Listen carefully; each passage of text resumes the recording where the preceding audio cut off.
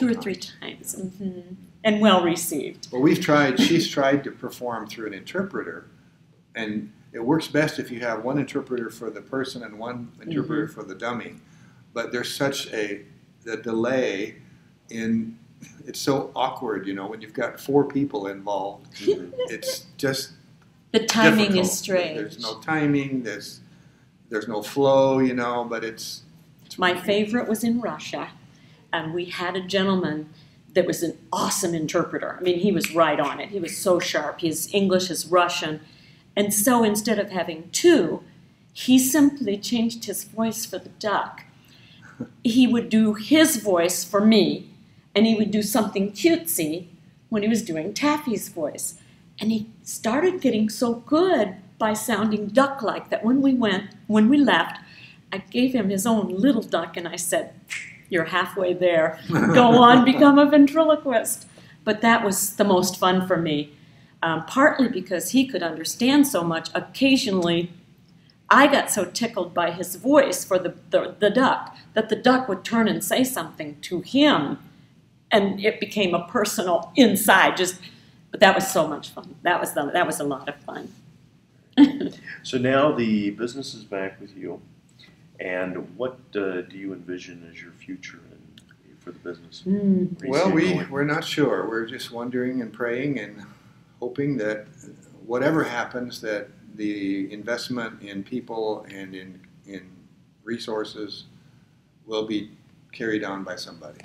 Because we're not going to be around forever. You know, we're both getting up there in years. Well, you've got to be not me. You've got to be at least, in your 50s. And yeah, you're about 29. You robbed the cradles. Yes, there you go. But anyway, we don't know. We're just moving ahead and coming out with new products and going to conferences like this that we've been doing for a long time. And we have a lot of friends here. I mean, there's so many people here that we know. We know their family. We know their trials and their surgeries and whatever.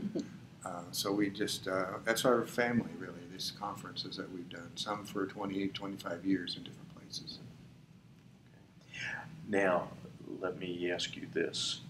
When we're 50 years in the future, and somebody's watching this at Van Haven, and they see your names come up, what do you hope your legacy is in this art? What do you hope people say? I hope my legacy is that I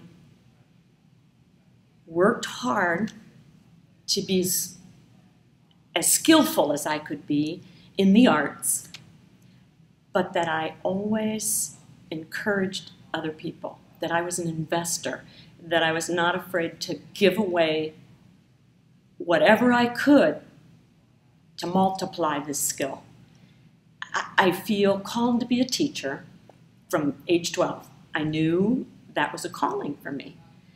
A teacher is not the most important person because you're not really teaching unless somebody's learning.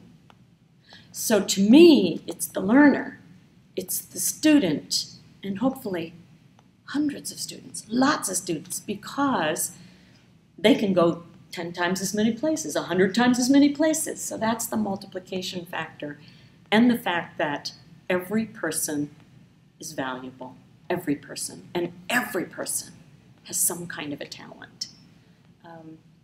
There's something they can do really well that nobody else can do, or there's someone their life touches that absolutely no one else does. I want to thank both of you for taking the time to sit down with me and talk about this.